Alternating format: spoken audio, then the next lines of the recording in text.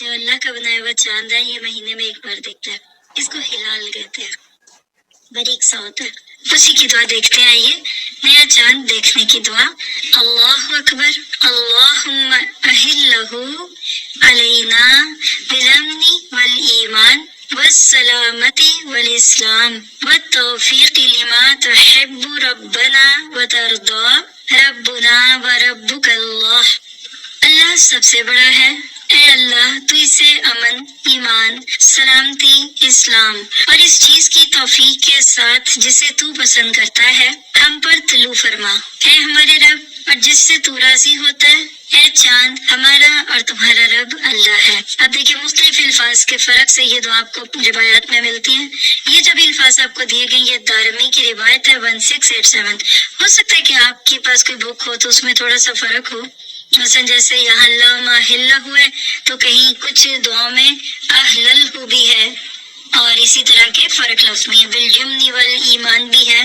तो अगर रेफरेंस नीचे ठीक है तो आप कोई भी पढ़ सकते हैं। अब जरा इसकी खूबसूरती देखिएगा। पहली बात है अल्लाह अकबर। आसमान है और उस पर चांद है, उसको देखकर आप कहते हैं अल्लाह अकबर। क्यों? इसलिए कि कुरान कहता है कि सूरज और चांद अल्लाह की निशानियों में से दो निशानी है। किसकी जरूरत, किसकी ताकत कि चांद को निकाल दे या उसको डुबो दे? अल्लाह के सिवा किसी की ताकत नहीं है।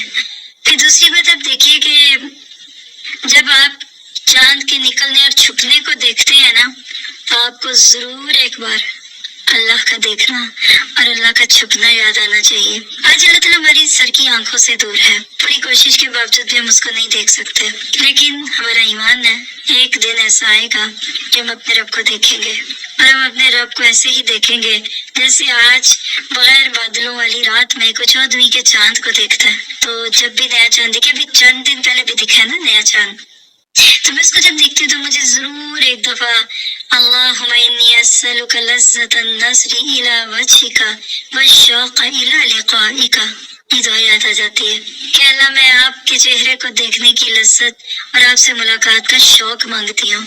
अल्लाह के नबी दुआ में मांगते थे, हमें तो शायद कभी ख्याल आया हो। इंसान हमेशा उसको मिलना चाहता है, उसका चेहरा देखना चाहता है जिससे मोहब्बत होती है। तो अल्लाह ताला ने आपको मुझे जो ये खूबसूरत सब एक तजुर्बा करने का मौका दिया ना हर महीने में, इसको किया करें। आज ये सुन्नत छुटती जा रही है। रमजान और ईद का चांद तो है ही, हर माह जो भी 29 तारीख हो उस दिन जरूर चांद देखने की कोशिश किया करें। और अगर 29 का ना दिखे तो अगले दिन 30 का तो फिर लाजमी दिखता है। फिर वहाँ बच्चों के दिल जोड़िए अल्लाह से, हम जन्नत में अल्लाह को देखेंगे, दीदार होगा और ये सारी बातें जो आप सीखते हैं। फिर आप देखिए कि अल्लाहुम्मा अलैना बिल-अम्नि वल ईमान। अल्लाह के नबी ने कहा ये दुआ जो पढ़ता है वो पूरा महीना अमन और अमान में रहता है, सलामती में रहता है। क्या पता ये दुआ पढ़ना आपको किसी चोरी से बचा ले, हादसे से बचा ले, घर के अंदर किसी नुकसान से बचा ले। और हमारा ईमान अल्लाह ने कहा है तो ये ठीक ही होगा। फिर आप देखिए कि अमन और अमान के बाद सलामती और सलाम मांगा।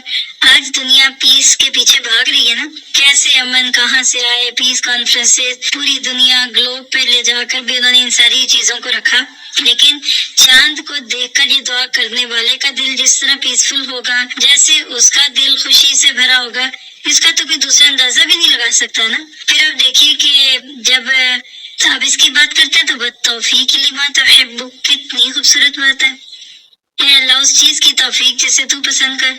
हम कितनी ही नेकियां कर सकते हैं, नहीं करते।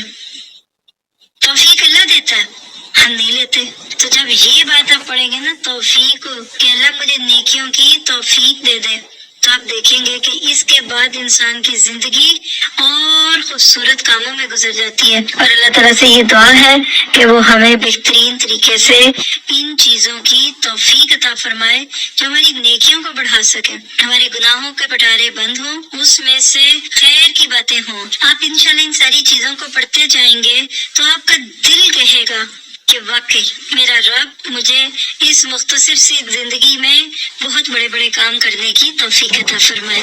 फिर देखिए आखिरी लफ्ज क्या खूबसूरत है दुआ के, कि रब्बुना व रब्बुक अल्लाह, हमारा भी रब और तेरा भी रब। यहाँ तेरा किसको कह रहे हैं आप? چاند کو کہہ رہے ہیں۔ یہاں عقیدے کی اصلاح ہے۔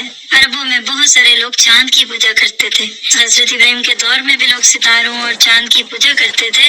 تو جو سورج چاند کو پوجے، کہا یہ سورج چاند کا رب بھی اللہ، اور قیامت کے دن اللہ تعالیٰ ان بے جان چیزوں کو آگ میں ڈال دے گا، تو وہ اصل میں ان کے پوجا کرنے والے جو ہوتے ہیں، جو پجاری ہیں، ان کو شرمندگی ہوگی اس وقت کہ ہم جن کو پوچھتے رہ گئے وہ تو خود آج اپنے آپ کو نہ بچا سکے۔ بالکل ایسی ہے جیسے لکڑی کے بتوں کو بھی آگ میں ڈالا جائے گا۔ وقودها الناس والحجارہ میں آپ پڑھتے ہیں، تو گویا کہ ایک پیاری سی دعا ہے جس میں اللہ تعالیٰ کو دیکھنے کی بھی خواہش ہے اور باقی چیزوں کی